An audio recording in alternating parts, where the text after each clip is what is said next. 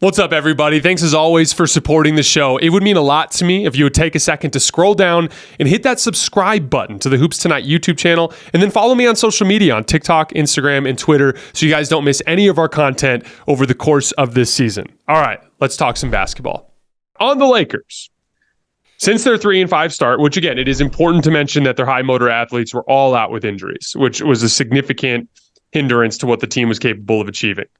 Last 15 games, 11-4, second best record in the league over that span, second best defensive rating in the league over that span. And again, 15 games, that's 2/3 of the games we've played so far.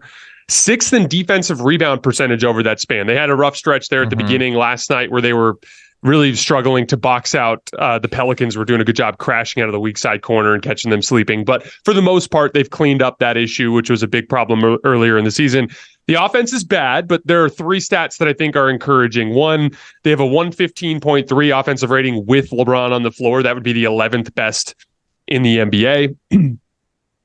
If you actually kind of branch that out to the big picture, 118 offensive rating in clutch situations. They've never had issues scoring in the clutch for the most part. And then 119 offensive rating this week in big high leverage situations. I also think it's worth mentioning that I don't think the Lakers are a good shooting team, but they're not as bad as they've shown so far this year either. I think that's important to mention. After last night, they have 9 wins against 500 or better teams, which is tied with the Boston Celtics for the most in the league. The Lakers are now plus 1,500 to win the title, which is the 6th best odds in the league.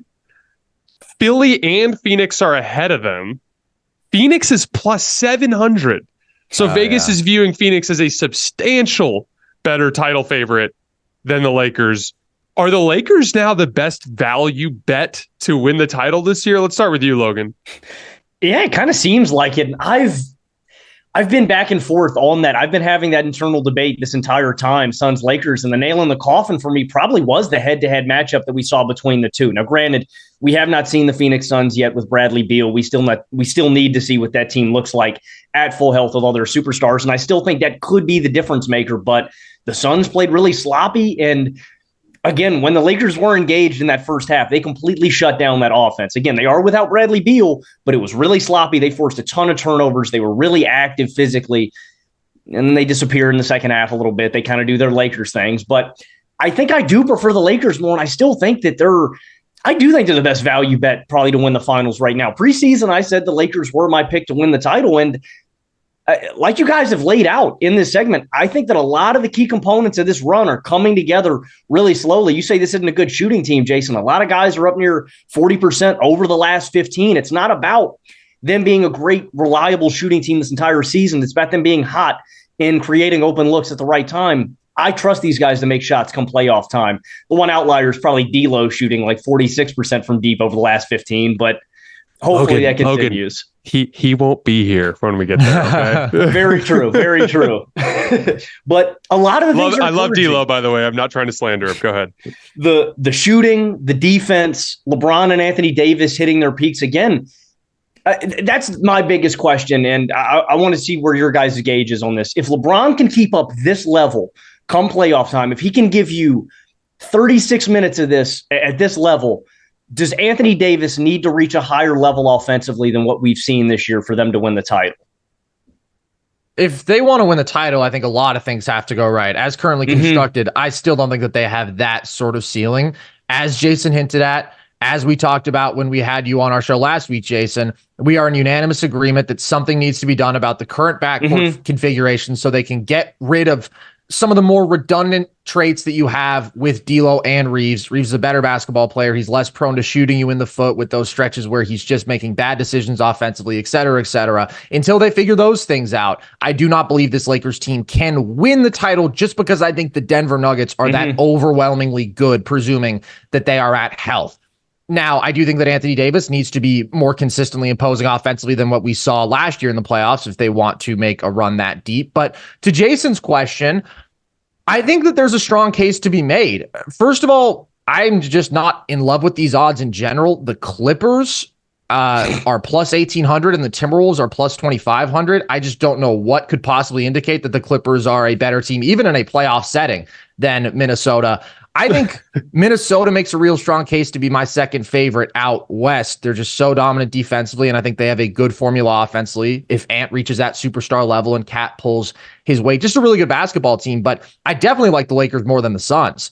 And I think it's a brutal matchup specifically for Phoenix, because how do you lose a game where you shoot 50% from the field and 48% from three, and the other team shoots 40% on twos and 30% from three, as we just saw happen earlier this week? The Suns were the team that shot the hell out of the ball. The Lakers really struggled to make shots. It's when the other team has overwhelming physical advantages. Now, the Suns turned the ball over too much, but the Lakers also dominated. They were plus 13 on the offensive boards. And I think that you saw, again, a very dialed in LeBron there, who can basically mismatch hunt with anyone on the floor. It is just so easy. He can go at Nurk so easily out of pick and roll. He can run pick and roll actions with Austin Reeves and get Grayson Allen switched onto him. And there's really nobody one-on-one. KD is far too slight. Eric Gordon's just too short and small, who can do anything. And getting back Bradley Beal does nothing to help them with that problem. I also think AD is a problematic matchup. So I believe that the Lakers' physical advantages there and their two-way ceiling are just too great when LeBron is playing at this level. And I do believe that in big-time situations, they can produce good offense because of that, for me to believe in Phoenix over them. So I still viewed the Lakers as a legitimately flawed team in a way that the Bucks, the Celtics, the Nuggets just are not. But after that, I do really believe in their ceiling. I do like them more than the Suns. So there's a case to be made. So, yeah, I'm so annoyed by some of the discourse coming out of that Suns-Lakers game on Tuesday, because I thought the Lakers were so clearly the better team.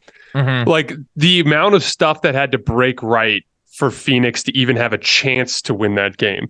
The bizarre stretch where Darvin Ham leaves LeBron and Anthony Davis both off the floor in the first half while Devin Booker and Kevin Durant were on the floor, which ended in a 5-0 run that took about 15 seconds before Darvin Ham realized his mistake and called a timeout, to the Lakers coming out of the halftime locker room sleepwalking and giving up a 14-0 run that kind of turned it into a game.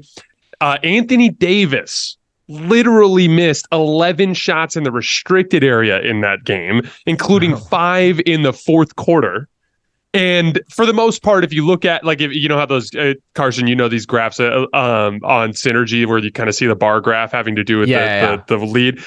It was all purple. The Lakers had the lead the entire game, basically, outside of a couple of brief stretches. And so, again, like I had the Suns won that game, they would have gotten away with murder, in my opinion, because I thought the Lakers were clearly better. I don't really see that as a matchup. Now, I think I disagree with the framing of what you said, Carson, from the standpoint of, like, I don't think as currently constructed they can't win the title. I just think they're clearly a tier 2 contender, meaning like things would have to go right. Like, they'd need to get excellent shooting out of Cam Reddish. They'd have to get LeBron at this level for the entire playoff run. They'd have to get, Nikola Jokic and Jamal Murray in particular to shoot. I would say that, like, the Nuggets also shot well last year. If they shot at their norm and the Lakers shot above their norm, they might have an outside chance in a 6 or 7 game series to steal it. But the Nuggets would be a clear favorite, in my opinion, like a substantial favorite. Like, you would expect them to win the series, but I'd give the Lakers a puncher's chance. I also disagree that with the way you portrayed the Bucks as a team without a flaw. I think the Bucks and the Lakers are both flaw. They're both in that. I think it's like Nuggets, Celtics, small gap, Lakers, Bucks, Timberwolves, small gap.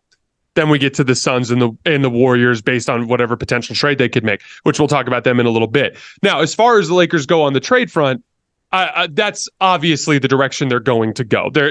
They once again this week in the Suns game had to leave both Rui Hachimura and D'Angelo Russell on the bench in closing time, which is just a bad use of resources. So, like, they're going to make some sort of move to upgrade those positions. I think if they nail that trade, like if they do get a Jeremy Grant, if they do get a Lauri Markkanen, if they do get a Pascal Siakam, if they nail that trade and somehow jump in there and swoop in and steal one of those guys, I think they enter the same tier as the Denver Nuggets. But I don't think it would make them a favorite over the Nuggets either. I think it's important to recognize, like, this team as currently constructed with LeBron playing at a much higher level than he was last year, and more wing depth makes them a little bit more of a puncher's chance favorite than they were last year, but I still view them as a clear tier 2. Now, Carson, you look like you want to call me an idiot, so let's get started on that. No, I don't. Well, first off, I just wanted to clarify, the Bucks absolutely do have a weakness. Their point of attack defense, we've talked about it, has to be addressed in some way. You cannot trot out a backcourt of Dame and Malik Beasley if you want to win the title. I just think they have some more overwhelming advantages. I think their offensive ceiling is so high. I do think that they have more top-end talent. So that's why I put them in a bit of a different tier. It's really tough for me to envision this Lakers team as currently constructed beating the Nuggets. What I was going to ask you is, like, would it require an injury to a Nuggets starter, or you think healthy with some shooting variants going their way, with LeBron playing his best, this Lakers team can beat the Nuggets in a 7-game series? Because that's pretty hard for me to see. Well, again, a much less version of LeBron last year with significantly less wing depth was in all 4 of those games. And specifically, the Lakers have been a much, much better clutch team on both ends of the floor this year than last year. Now, again, I want to be clear, like, I'm saying that there's a puncher's chance. Like, if Jokic doesn't shoot 47% from 3 or whatever he shot in that series, and if Jamal Murray doesn't play literally like Jamal Murray's best series was the Lakers series. He was incredible in that series. And so, like, if some of those things break differently, I think the Lakers could end up in a game 5 in Denver, 2-2, close game, fourth quarter. LeBron gets hot, they steal it, then they go home and play this wildly good defensive game in game 6 and they win. Like, this kind of thing does happen. Like, the 7-game series thing does in the majority of situations lead to the best team winning.